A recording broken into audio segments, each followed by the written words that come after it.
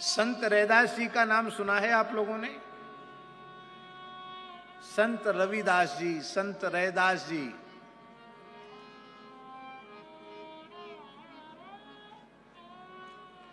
भारतवर्ष के एक अनुपम संत, जिनका जन्म चर्मकार कुल में हुआ था।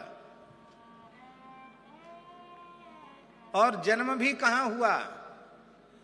ज्ञानियों की, यतियों की, विद्वानों की, ब्राह्मणों की, सनातन धर्म की सर्वोच्च नगरी काशी में उनका जन्म हुआ था। और चर्मकार कुल में जन्म लेने वाले संत रैदास जी भगवान की भक्ति में लीन रहते थे।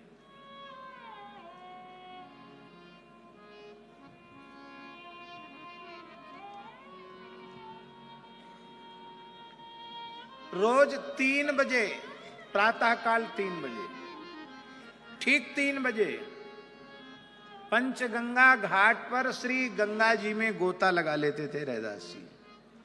कीर्तन करते हुए जाते, कीर्तन करते हुए आते, और जूती गांठ करके अपनी गुजर बसर करते, एकदम सामान्य तरीके से।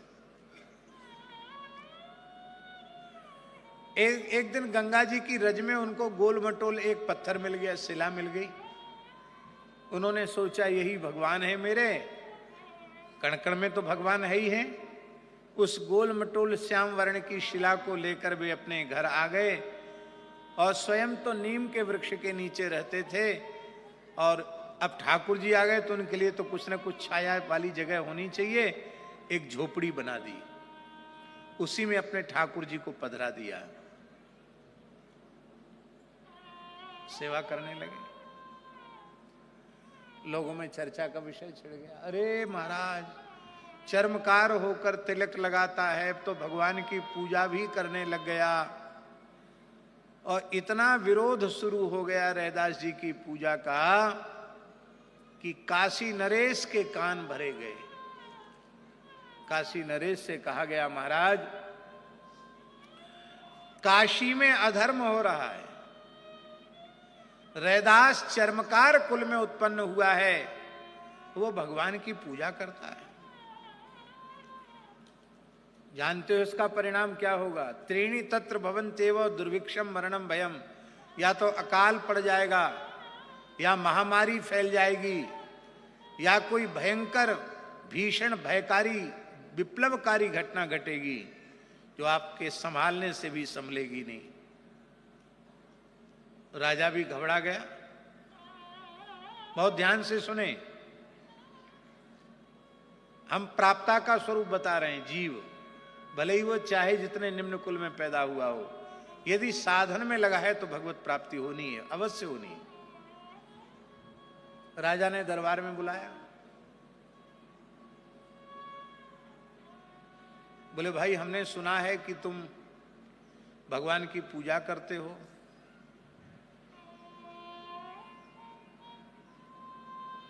महाराज करते तो हैं, क्यों करते हो? हम रोज गंगा नहाने जाते थे, एक दिन हमको ये गंगा जी में दे दिए, गंगा जी में मिल गए, ले आए, अब फूल चंदन चढ़ा देते हैं। प्रभु जी तुम चंदन हम पानी।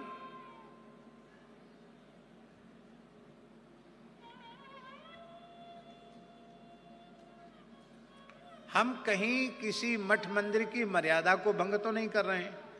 हम भगवान के हैं और भगवान हमारे हैं, तो हमें कण कण में भगवान हैं। हमने किसी शिला में भगवान को स्वीकार कर लिया और वहां हम सेवा करते हैं, तो इसमें आप लोगों को इतनी परेशानी नहीं होनी चाहिए। ब्राह्मणों का नहीं नहीं बिल्कुल नहीं, तुम नहीं कर सकते पूजा, तुम्हारे इस जाति में जन्म हुआ है, तुम पूजा के अधिकारी नहीं हो।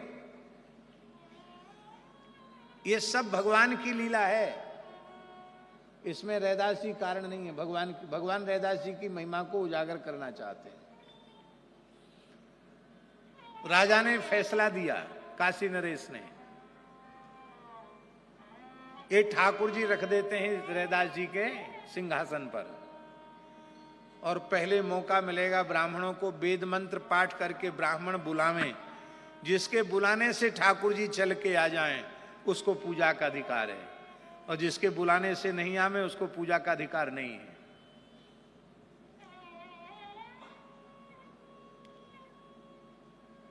ब्राह्मणों ने सोचा ये तो बड़ी विकट परीक्षा हुई, चलो लेकिन चलो। ऋग्वेदियों ने ऋग्वेद का पाठ किया, यजुर्वेदियों ने यजुर्वेद की ऋचाओं का पाठ किया, सामवेदियों ने सामगान किया, अथर्ववेदियों ने अथर्व का श्रुतियों का पाठ किया। वेद पाठ करते करते उनके कंठ सूख गए, भगवान हिले डुले ही नहीं, क्योंकि वो तो पत्थर देख रहे थे ना, भगवान का अनुभव नहीं कर रहे थे। अब बारी आई रैदास जी की, आप बुलाइए। ब्राह्मण सोचते थे कि इनके बुलाने से भी नहीं, हमारे बुलाने से नहीं आए तो इनके बुलाने से कैसे आ जाएंगे। और रैदास जी ने अपना तान पूरा संभाला और क्या कहा, जो तुम तो रो राम मैं नहीं तो, जो तुम तो रो राम मैं नहीं तो। देखिए कितनी दीनता है। आप बड़े हैं राम जी, आप कहें हमको रैदास की जरूरत नहीं है, आप हमसे रिश्ता तोड़ सकते हैं, लेकिन मैं आपसे अपना संबंध नहीं तोड़ सकता। क्यों? आपसे तोड़कर किससे जोड़ूं? मैं न जो तुम तो रो राम मैं नहीं तो, जो तुम तो रो राम मैं नहीं तो। गाइए, जो तुम तो रो राम मैं नहीं तो, जो तुम तोड़ो राम मैं नहीं तो। तुमसे तोरी कवन सो जोरू, तुमसे तोरी कवन सो जोरू, तुमसे तोरी कवन सो जोड़ू, तुमसे तोरी कवन सो जोड़ू, जो तुम तोरो राम मैं नहीं तो, जो तुम तोरो राम मैं नहीं तो। तीरथ बरत न करूं अंदेशा, केवल चरण कमल को भरोसा। तीरथ बरत न करूं अंदेशा, केवल चरण कमल को भरोसा। मैं कोई तीर्थ भी नहीं किया है, मैंने कोई व्रत उपवास तपस्या भी नहीं की है, मैंने कोई दान पुण्य भी नहीं किया है। हे प्रभु, मेरे पास कोई साधन का बल नहीं है, मेरे पास तो केवल आपके चरण कमलों की भक्ति का बल है। जो तुम तो रो राम मैं नहीं तो, जो तुम तोड़ो राम मैं नहीं तो।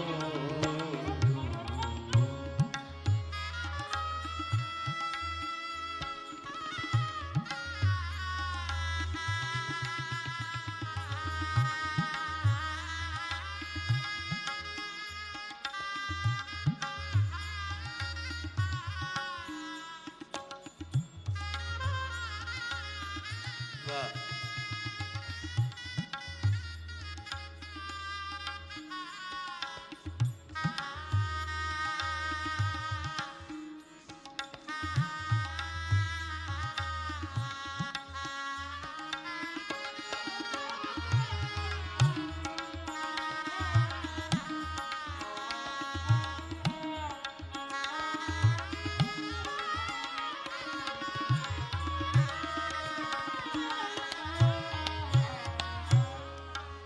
बड़ी विचित्र बात है। वो कहते हैं मैं जो कुछ करता हूं वह आपकी सेवा ही करता हूं। क्यों? क्योंकि मेरे जीवन का लक्ष्य ही आपकी प्रसन्नता है। मैं जूती गांठता हूं तो आपकी खुशी के लिए गांठता हूं। मैं जो कुछ करता हूं आपके लिए करता हूं। इसी का नाम है तदर्पिता अखिलाचारिता।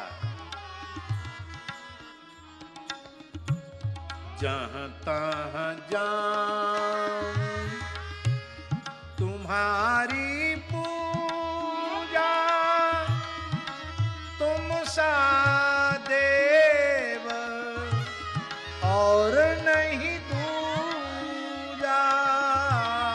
जहाँ तहाँ जाऊं तुम्हारी पूजा, तुम सा देव और नहीं दूजा।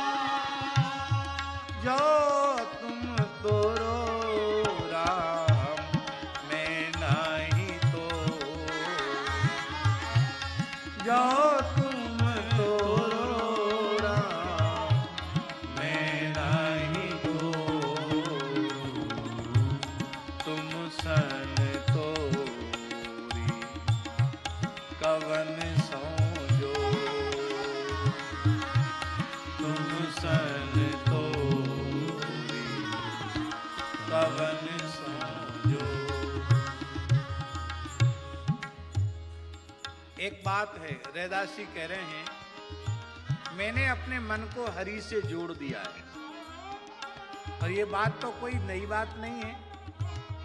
हम आप सभी लोग कहते हैं हमने अपने आप को, अपने मन को भगवान से जोड़ दिया। लेकिन आगे की जो बात रैदास जी कह रहे हैं वो कहने की हिम्मत सबको नहीं है।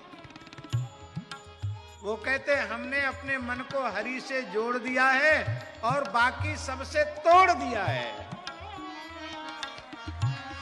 मैं अपनो मन हरि सो जोड़्यो, हरि सो जोड़ी सवनि सो तोड़्यो। मैं अपनो मन हरि सो जोड़्यो, हरि सो जोड़ी सवनि सो तोड़्यो। जो तुम तोरो राम मैं नहीं तो, जो तुम तोड़ो राम मैं नहीं तो।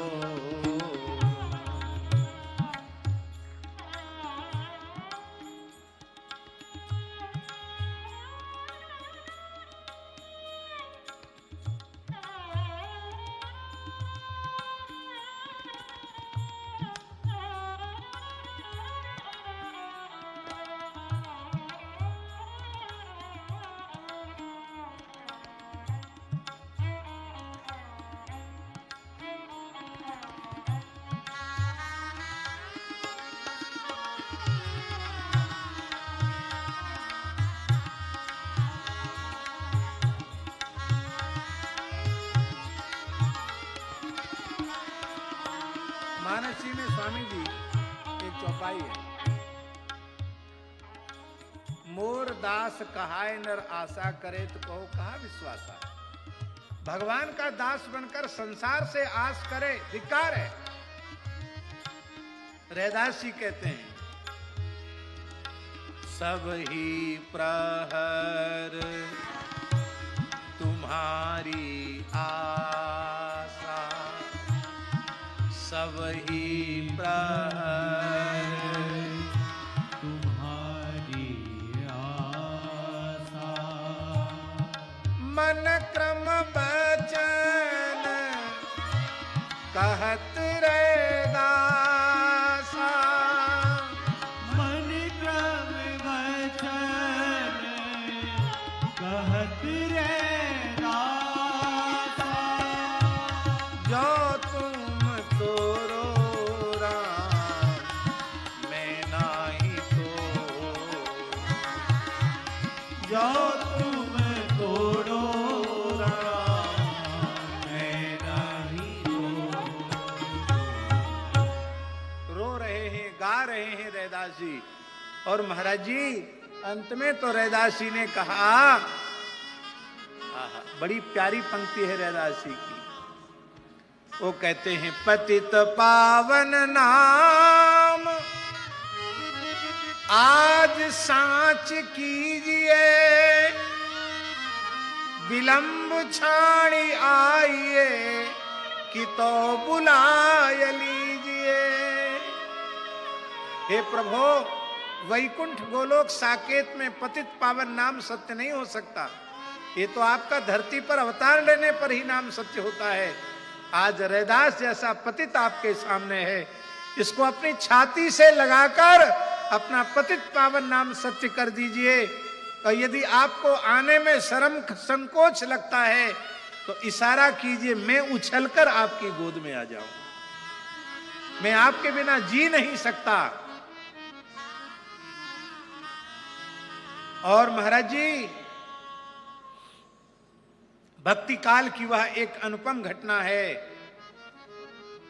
काशी के बड़े बड़े वैदिक विद्वानों के बीच में ठाकुर जी का सिंहासन स्वयं चलकर आया और ठाकुर जी रैदास जी की छाती से लग गए। महाराज ब्राह्मण भी नतमस्तक हो गए और राजा भी चरणों में नतमस्तक हो गया। रैदास जी आप सच्चे संत हैं।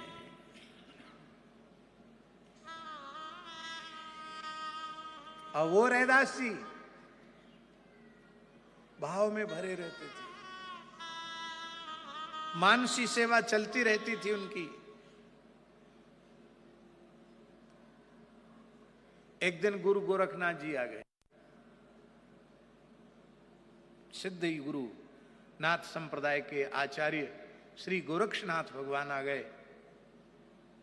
उन्होंने अपना भिक्षा पात्र खप्पर आगे बढ़ाया। रैदास जी महाराज प्यास लगी है, जल लाओ। रैदास जी भगवान की भाव राज्य में सेवा में थे। उनके कठोता में जो जल भरा हुआ था, लकड़ी के कठोते में, कहते हैं ना मन चंगा तो कठौती में गंगा। कठौती में जल भरा था, वो जल ही उन्होंने उनके भिक्षा पात्र में डाल दिया, खप्पर में डाल दिया। गोरखनाथ जी ने ले तो लिया, फेंका भी नहीं और पिया भी नहीं। उस जल को लेकर गोरखनाथ जी, बहुत ध्यान से सुने, उस जल को लेकर श्री गुरु गोरखनाथ जी संत कबीरदास जी के पास चले गए। श्री कबीरदास जी, रैदास जी, गोरखनाथ जी सबका बड़ा प्रेम था। श्री कबीरदास जी के यहाँ एक बच्ची रहती थी, उसका नाम था कमाली। कबीर जी की साक्षात पुत्री नहीं थी, मरी हुई लड़की को जीवित किया था, वो उसका नाम कमाली हुआ। एक मरे हुए लड़के को जीवित किया था, उसका नाम कमाल हुआ। तो कमाल और कमाली उनके मानस पुत्र और पुत्री थी। तो कमाली ने गोरखनाथ जी को प्रणाम करके कहा कि काका जी, ये खप्पर में जल कहाँ से लेके आए हैं? बोले अरे कमाली, क्या बताएं, तुम्हारा जो रैदास काका है ना, उसी ने ये दिया है। आपने पिया क्यों नहीं? बोले पता नहीं, नहीं पिया, मेरे मन में इच्छा नहीं हुई पीने की, नहीं पिया। तो बहुत ध्यान से सुने। कमाली बोली आपकी आज्ञा हो तो मैं पी जाऊं। अब पी जाओ। कमाली पी गई और उनके खप्पर को दूसरे पवित्र गंगा जल से भर दिया गया। गोरखनाथ जी ने गंगा जल पिया। कालांतर में उस कमाली का विवाह मुल्तान में हुआ, जो दुर्भाग्य से इस समय पाकिस्तान में है। भगवान नृसिंह की प्राकट्य भूमि है मुल्तान। सनातन धर्म का बहुत बड़ा केंद्र रहा है किसी समय में मुल्तान। मुल्तान में ब्याही गई कमाली और नाथ मत का प्रचार करते हुए, सनातन धर्म का प्रचार करते हुए गुरु गोरखनाथ जी मुल्तान पहुंचे। तो लोग कहते थे बाबा हमारी भिक्षा ग्रहण करो। बाबा बोलते थे जो मेरा खप्पर भर देगा उसकी भिक्षा लूंगा। बाबा का ऐसा सिद्ध खप्पर के हजारों मन डाल दो, भरे नहीं खप्पर। बड़े बड़े राजा लोग खप्पर नहीं भर पाए, कौन भरेगा योगीराज गुरु गोरखनाथ जी का खप्पर। कमाली बहुत सामान्य परिवार में ब्याही थी। कमाली ने अपने पति से कहा कि बाबा जी को न्योता कर दो ना। अरे बोले हम लोग तो सामान्य गरीब लोग हैं, बड़े बड़े राजा लोग उनका खप्पर नहीं भर सके, तुम कैसे भरोगे। अरे बोले मैं भर दूंगी खप्पर, वो मेरे काका हैं, बुलाओ उनको। बुलाया न्योते में, बोले मेरा खप्पर भरो। एक चम्मच भात से, बहुत ध्यान से सुने, एक चम्मच भात से खप्पर भर दिया और भर ही नहीं दिया, खप्पर पूरा एक चम्मच भात से भर गया और इतना भर गया कि बिखर गया, नीचे गिरने लग गया। गोरखनाथ जी को आश्चर्य हुआ, एक छोटी सी चम्मच से मेरे सिद्ध खप्पर को भरने वाली ये देवी है कौन। बोले मेरी सिद्धि को चुनौती देने वाली, मेरे सिद्ध खप्पर को एक चम्मच में भर देने वाली, तू तो महान सिद्ध है, तू कौन है, ये कमाल तेरे भीतर कहां से आया। कमाली बोली चाचा जी आप भूल गए, मैं आप सबकी लाड़ी दुलारी बेटी कमाली। और ये कमाली तू यहां। बोले हाँ मेरा ससुराल है। ये कमाल तेरे में कहां से आया।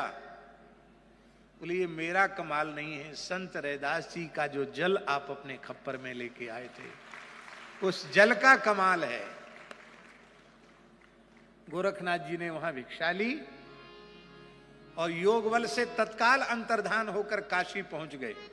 फिर खप्पर रैदास जी के सामने किया, लाओ रैदास जी प्यास लगी है, पानी वहां, भोजन वहां किया है, जल यहां पिएंगे, लाओ भरो खप्पर। रैदास जी ने कहा प्याते थे तब पिया नहीं। आप समझ रहे हैं ना भाषा, प्याते माने पिलाते थे, प्याते थे तब पिया नहीं, जिन पिया पिया को जान लिया। प्याते थे तब पिया नहीं, जिन पिया पिया को जान लिया। भूला जोगी फिरे दीवाना, वह पानी मुल्तान गया। अब वो यहां नहीं है, वो पानी मुल्तान चला गया है। आप कहेंगे ये प्रसंग सुनाने का तुक क्या है। ये तुक यही है, जन्म लाभ परः पुंसाम अंते नारायण स्मृति। प्राप्ता जीव का स्वरूप है। आप ब्राह्मण कुल में उत्पन्न हुए हैं या चांडाल कुल में उत्पन्न हुए हैं, इससे कोई लेना देना नहीं। यदि ईमानदारी से भगवत शरणागत होकर आप भजन में लगे हुए हैं तो आपका उसी जन्म में उसी शरीर से परम कल्याण हो जाएगा। जो प्रभु श्री राम गीध को अपना पिता कहने के लिए, पिता का आदर देने के लिए तैयार हैं, जो सबरी को अपनी मां कहने के लिए तैयार हैं, उसका आतिथ्य स्वीकार करने वाले हैं, जो निषाद राज को अपनी छाती से लगाने वाले हैं, जो केवट को अपना मित्र कहने वाले हैं, वो भगवान आपको अपनी शरण में नहीं लेंगे क्या। ईमानदारी से भगवत वर्ण धर्म आश्रम धर्म का यथावत श्रद्धा पूर्वक पालन करते हुए आप भगवान के चरणों में समर्पित हो जाइए, आपका परम कल्याण होगा। इसलिए प्राप्ता जीव है और उस जीव का स्वरूप है कि वो जब चाहे तब भगवान को प्राप्त कर ले। स्वामी जी बड़ी विचित्र बात है, संसार की वस्तुएं चाहने से नहीं मिलती, उनमें प्रारब्ध और पुरुषार्थ दोनों का सहकार जरूरी है, पर भगवान केवल चाहने से मिल जाते हैं, इससे अधिक सुलभ और क्या होगा। इसलिए भगवान ने अपने को सुलभ कहा गीता में, तस्याहम सुलभ पार्थ नित्य युक्तस्य योगिना। मैं सुलभ हूं, पर भगवान को सुलभ बनाने वाले महात्मा दुर्लभ हैं। वासुदेवा सर्वमिति स महात्मा दुर्लभा नहीं सुदुर्लभा। सर्वत्र भगवत दृष्टि देने वाले संत दुर्लभ हैं। प्राप्य परमात्मा, प्राप्ता जीव, वो स्त्री हो, पुरुष हो, ब्राह्मण हो, क्षत्रिय हो, वैश्य हो, शूद्र हो, कोई हो, प्रत्येक जीव भगवत प्राप्ति का अधिकारी है। तीसरा प्रश्न है, प्राप्ति का उपाय। प्राप्य परमात्मा है और प्राप्ता जीव है, तो प्राप्य परमात्मा की प्राप्ति क्यों नहीं हुई? क्योंकि हमको उपाय नहीं मिला। उपाय माने साधन। उपाय क्या है? उपाय अधिकारी भेद से है।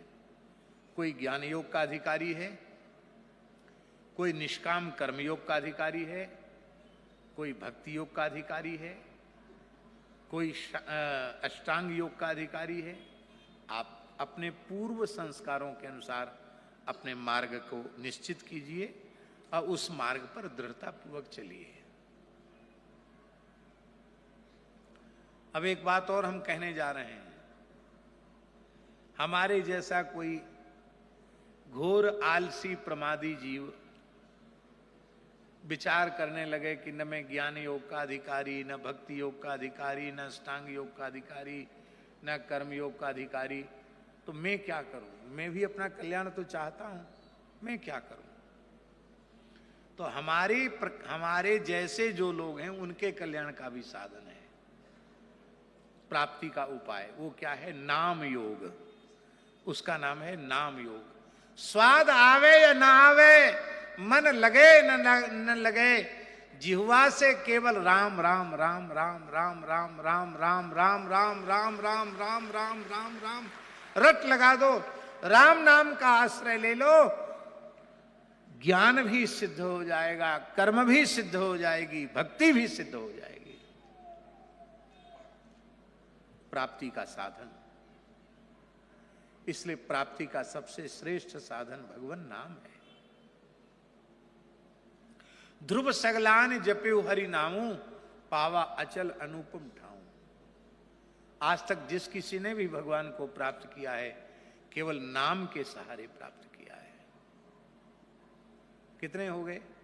प्राप्य, प्राप्ता, प्राप्ति का उपाय। चौथी चीज और बड़ी महत्वपूर्ण है, प्राप्ति का विरोधी।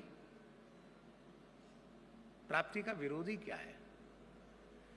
भाई पहली बार तो हम मनुष्य नहीं बने हैं, इसके पहले भी अनेकों बार भगवान ने कृपा पूर्वक हमें मनुष्य बनाया होगा। कबहू करी करुणा नर देही, देत ईस बिन हेतु स्नेही। तो आखिर हम कृतार्थ क्यों नहीं हो सके? कृतार्थ हो गए होते तो वर्तमान जन्म ही नहीं होता। वर्तमान जन्म प्रमाणित कर रहा है कि अब तक तुम अकृतार्थ बने हुए हो।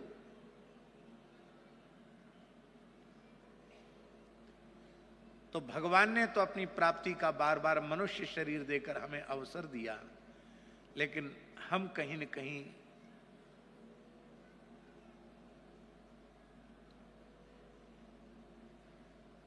भगवत प्राप्ति के अलभ्य लाभ से वंचित रह गए। क्यों? प्राप्ति का विरोधी।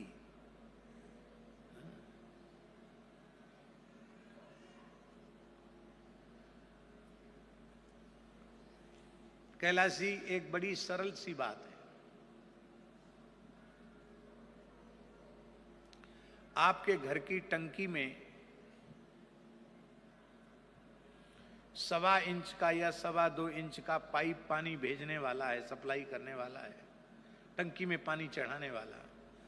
और 6 इंच 8 इंच का बम्बा खुला हुआ है, तो चाहे जितनी बढ़िया मोटर हो, दिनों रात चले, गर्म होके फूक जाएगी, लेकिन टंकी भरने वाली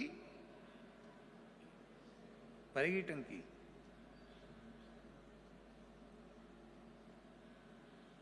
पहले उसका छिद्र बंद करना पड़ेगा।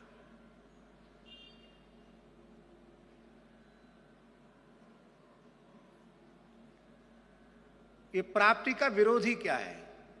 प्राप्ति का विरोधी है तजोमन हरि विमुखन को संग, जिनके संग कुमति मति उपजय परत भजन में भंग, तजोमन हरि विमुखन को संग।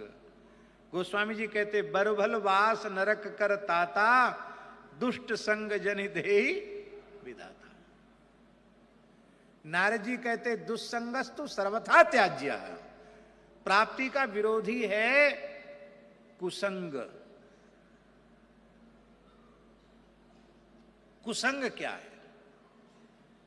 बहुत विस्तृत चर्चा है, लेकिन उसकी संक्षिप्त सरल व्याख्या हम प्रस्तुत कर रहे हैं। श्रद्धा शून्य व्यक्ति का संग कुसंग है और श्रद्धावान व्यक्ति का संग सत्संग है।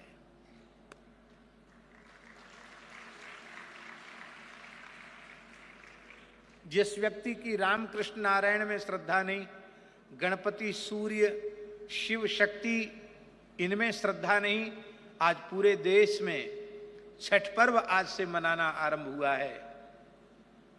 छठ तो अनादिकाल से हमारे यहां मनाया जा रहा है।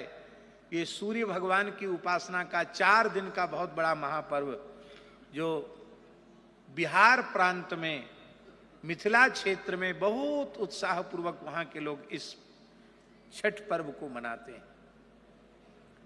अब तो भगवान की कृपा से प्रधानमंत्री जी उसको वैश्विक स्वरूप दे रहे हैं और शायद हम